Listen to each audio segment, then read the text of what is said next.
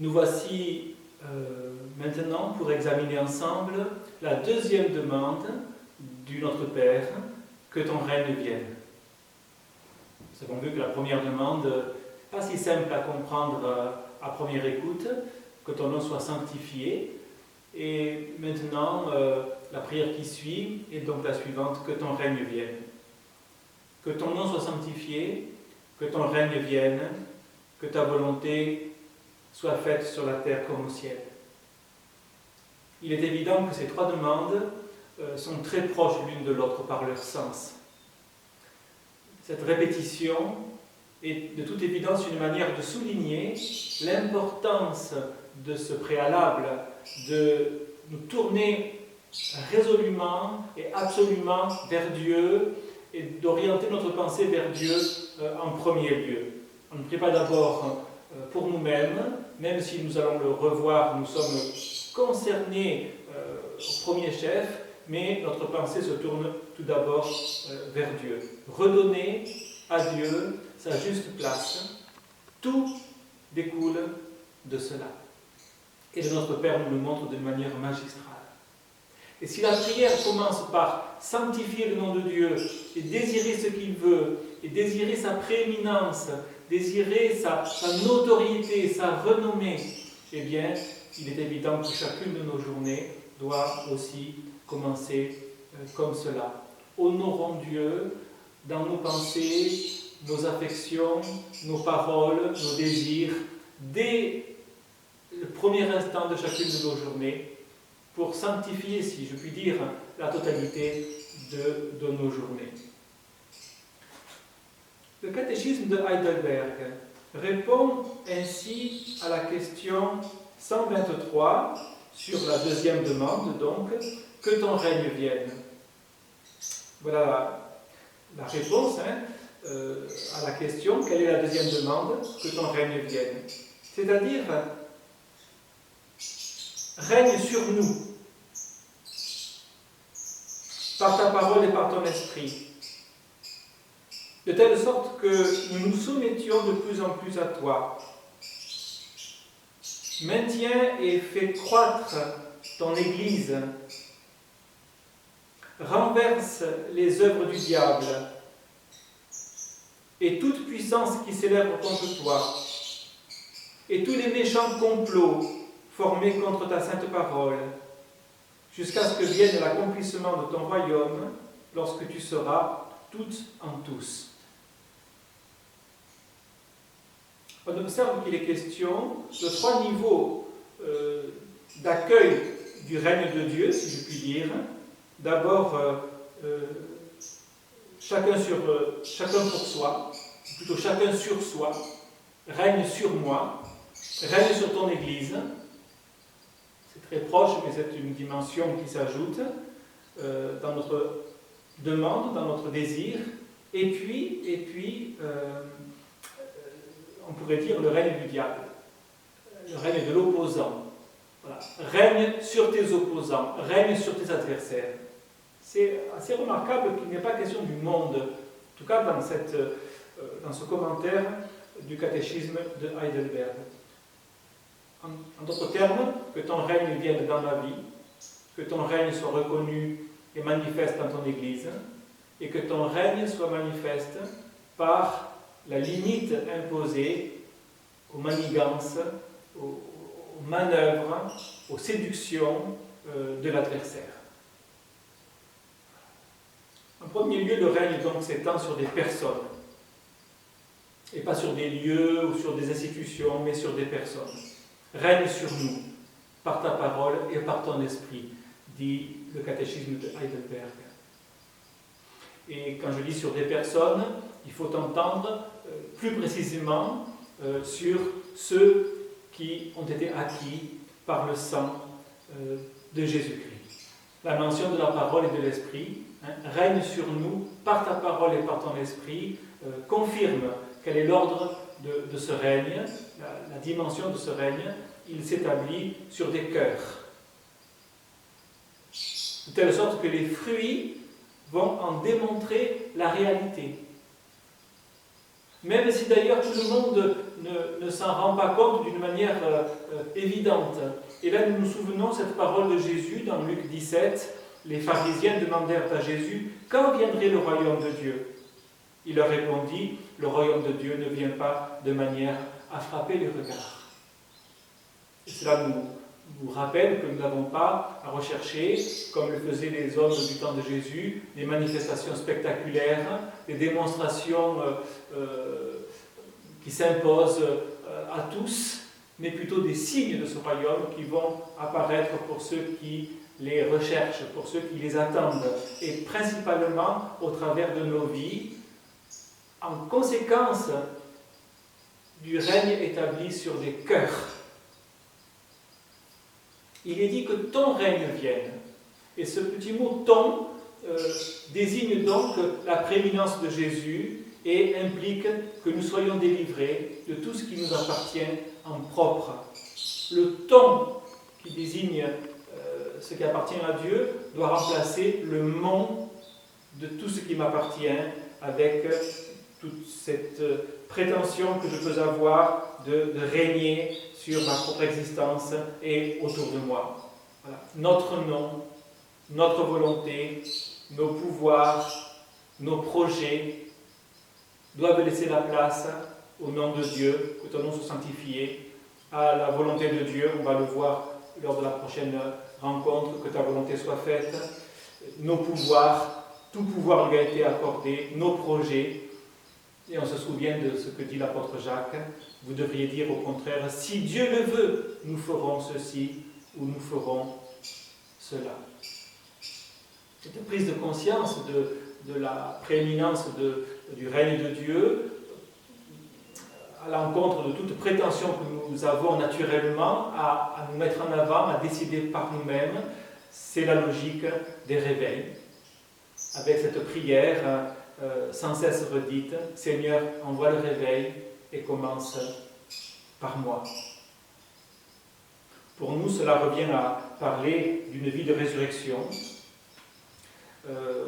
par la vie de Jésus en nous, par la puissance de son esprit en nous, cela découlant de notre crucifixion avec Jésus. C'est-à-dire, il n'est pas simplement mort à notre place, mais il est mort pour nous entraîner dans sa mort, pour que, unis à lui, nous vivions une vie de résurrection. C'est la porte étroite, si on peut dire, c'est la croix qui permet à la dimension de la résurrection et à la manifestation du règne de Dieu de se déployer dans nos vies et au milieu de nous. L'apôtre Paul dit cela très clairement dans le chapitre 6 de sa lettre aux Romains. Je lis les versets 2 à 5. Nous qui sommes morts au péché, donc quelqu'un qui est mort au péché, normalement ne pêche plus. Et c'est notre cas, en un sens, puisque nous appartenons au Seigneur, et donc nous ne péchons plus de manière volontaire, organisée, persévérante. Nous péchons malgré nous, en quelque sorte, même si nous sommes souvent complices de ces engagements-là. Mais donc Paul dit, nous qui sommes morts au péché, comment vivrions-nous encore dans le péché ? Nous avons été ensevelis avec Christ dans l'union à sa mort, afin que, comme Christ est ressuscité des morts pour la gloire du Père, de même nous aussi, nous marchions en nouveauté de vie. En effet, nous sommes devenus une même plante avec lui. Et cette expression nous renvoie évidemment à la parabole du cep et des sarments de Jean 15. Il découle de cela que le règne dont il est question, le règne de Dieu, n'est pas un règne temporel, c'est-à-dire il n'appartient pas à l'ordre présent des choses, il est spirituel, même s'il est appelé à se manifester dans le temps, ici et maintenant. Je lis maintenant dans le catéchisme de Genève, le catéchisme de Calvin, avec la question 265. Que faut-il entendre par le règne de Dieu ? Réponse. On peut considérer cette expression sous deux angles. D'abord, que Dieu règne sur les élus et les conduise par son esprit. Donc ça rejoint exactement ce que nous avons rappelé il y a un instant. Ce règne est d'abord sur les élus et il s'accomplit par l'action de l'Esprit dans leur cœur et dans leur vie. Et donc, en un sens, c'est un règne qui est caché. C'est un règne que beaucoup ne percevront pas. Néanmoins, il sera là. Mais quelques-uns le verront. Et quelques-uns auront les regards attirés vers le roi, qui rend possible une telle manière de vivre. Donc voilà. En premier lieu, Dieu règne sur les élus et les conduit par son esprit. En deuxième lieu, au contraire, que ceux qui refusent de lui obéir, ce sont les réprouvés, soient abattus et voués à la perdition, afin qu'il soit clairement manifesté que rien ne peut s'opposer à sa puissance. Là aussi, vous voyez, il n'est pas question du monde, il est question des croyants, et donc de l'Église, et il est question de ceux qui s'opposent, de ceux qui contestent, des usurpateurs, des menteurs, des méchants, des impies. Et donc que ce règne vienne, ça veut dire que dès maintenant la bouche des méchants soit fermée, mais évidemment, il y a une dimension eschatologique, ça veut dire aussi, vienne le temps où la bouche des méchants sera définitivement fermée. Et on sait que ce n'est pas tout de suite. On sait qu'il y aura des méchants, on sait qu'il y aura des arrogants, on sait qu'il y aura même des victoires, si on peut dire, remportées par l'adversaire. Et néanmoins, notre prière, et à cause de cela, notre prière est que ton règne vienne dès maintenant. Multiplie, Seigneur, les signes de ton règne, de l'autorité qui est au milieu de nous, et que vienne le temps où, on pourrait dire, le dernier ennemi sera vaincu et où Satan sera définitivement réduit au silence. Voilà. Ça nous rappelle les psaumes d'imprécation dans le livre des psaumes, avec ces appels du psalmiste qui nous surprennent quelquefois, où il est dit, voilà, que les méchants disparaissent de devant toi. Voilà. Qu'ils soient abattus, qu'ils soient détruits. Ça fait partie de la prière du chrétien, non pas avec haine, mais avec amour pour Dieu. D'ailleurs, même la finale du psaume premier le dit comme cela. Le juste est comme un arbre planté près d'un courant d'eau qui porte son fruit en sa saison. Il n'en est pas ainsi des méchants, ils sont comme la paille que le vent dissipe. Nous retrouvons ici la perspective de l'Écriture autour de la notion de sainteté, que ton nom soit sanctifié, avec cette portée universelle, c'est jusqu'aux extrémités de la terre que Dieu se donnera des témoins, et nous pouvons le constater aujourd'hui plus facilement qu'autrefois, n'est-ce pas? Donc il y a bien une portée universelle, mais en même temps, la notion de sainteté concerne les élus, ce que l'apôtre Paul appelle les saints. Voilà. C'est-à-dire ceux qui appartiennent à Jésus-Christ et ceux qui ont consacré leur vie pour le Seigneur. Et jamais nous voyons l'idée d'une humanité dans sa globalité qui serait au bénéfice de ce règne. Voilà. Et enfin, nous retrouvons cette dimension d'opposition qu'on trouvait déjà au début de l'évangile de Jean. La lumière est venue dans les ténèbres et les ténèbres ne l'ont pas reçue. Et donc le contexte dans lequel ce règne va se manifester, eh bien, c'est le même que celui du temps de Jésus. C'est un contexte de révélation au milieu de beaucoup d'opposition, au milieu de beaucoup d'adversité. Il n'est pas inutile de rappeler ces trois opposants au règne de Dieu. La chair, c'est-à-dire la volonté propre, la volonté non soumise, non brisée, la volonté qui s'oppose à la volonté de Dieu. Voilà. La chair, ma chair. Le monde, dans son opposition à Dieu, dans son désir d'autonomie, dans ses prétentions qui s'opposent au dessein de Dieu, et le diable. Non pas tout puissant, et cependant puissant, parce qu'on lui laisse beaucoup de liberté, beaucoup de champ libre. Et donc, la sanctification du chrétien, qui est un préalable à la manifestation du règne de Dieu, la sanctification du chrétien et de l'Église nécessite qu'il n'y ait aucun compromis dans la vie du chrétien avec ces trois ennemis que sont la chair, le monde et le diable. Jésus a très clairement pris cela en considération.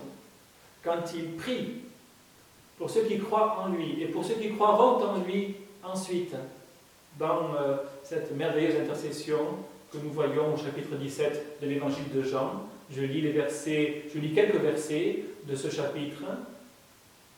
Jésus s'adresse à son Père et dit « Je ne prie pas pour le monde, mais pour ceux que tu m'as donnés, parce qu'ils sont à toi. Je ne suis plus dans le monde, ils sont dans le monde. Père Saint, garde en ton nom tous ceux que tu m'as donnés. Je leur ai donné ta parole. Le monde les a haïs, parce qu'ils ne sont pas du monde. Je ne te prie pas de les ôter du monde, mais de les préserver du mal. Sanctifie-les par ta vérité, ta parole est la vérité. » Le catéchisme de Genève, dans sa question 266, commente de manière intéressante, je lis « Comment pries-tu pour que ce règne vienne ?» Réponse, je demande deux choses. Que Dieu augmente de jour en jour le nombre des fidèles et qu'il les comble de ses dons sans cesse renouvelés de son esprit. Qu'il les comble des dons sans cesse renouvelés de ton esprit. Vous voyez donc la précision des fidèles avec les dons de l'esprit sans cesse renouvelés et que ce nombre augmente. Vous voyez, c'est à la fois très précis et en même temps très vaste. Voilà la première demande quand je prie. Et la deuxième, qu'il nous révèle chaque jour davantage sa vérité. Qu'elle éclate au grand jour pour chasser les ténèbres de Satan et que la manifestation de sa justice, ça veut dire de sa volonté, abolisse à jamais toute iniquité.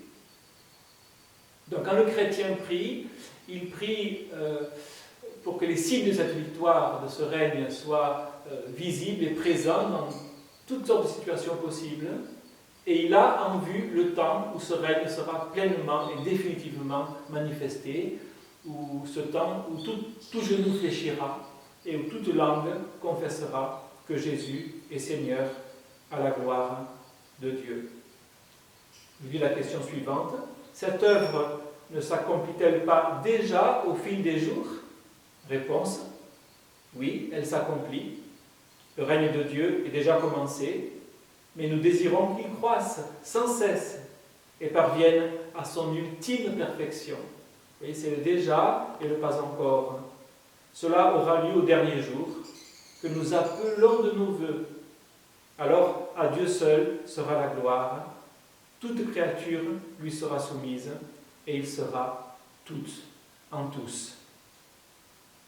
Ce dernier point évoque la patience de Dieu. Car si nous sommes patients dans l'attente de cette manifestation, combien Dieu lui-même démontre de patience. Car c'est lui qui est l'objet de l'impiété. C'est contre lui que toute volonté rebelle se manifeste, n'est-ce pas ? Et nous avons cette parole de la deuxième lettre de Pierre. Dieu ne tarde pas, comme quelques-uns le croient, mais il use de patience dans l'attente que tous viennent à la repentance. Le tous là désigne bien sûr les élus. Voilà, cela donc évoque la patience de Dieu et aussi la persévérance dans l'épreuve pour nous et la sainteté de la conduite, car cette sainteté hâte l'avènement du jour du Seigneur, de Pierre chapitre 3, versets 11 à 13. Le professeur Paul Wells écrit à ce sujet, « Par cette prière, que ton règne vienne, nous nous engageons à témoigner nous-mêmes de l'unique vérité de l'Évangile, en nous efforçant de consacrer tous les aspects de notre existence à Dieu. Nous souhaitons voir le règne de Dieu s'étendre de façon extensive, Dieu faisant progresser sa vérité dans le monde, et d'une façon intensive. Cette prière est un engagement à nous consacrer pleinement à Dieu. Lors de la prochaine rencontre, nous verrons la troisième demande qui dit la même chose avec d'autres mots, que ta volonté soit faite sur la terre. comme au ciel.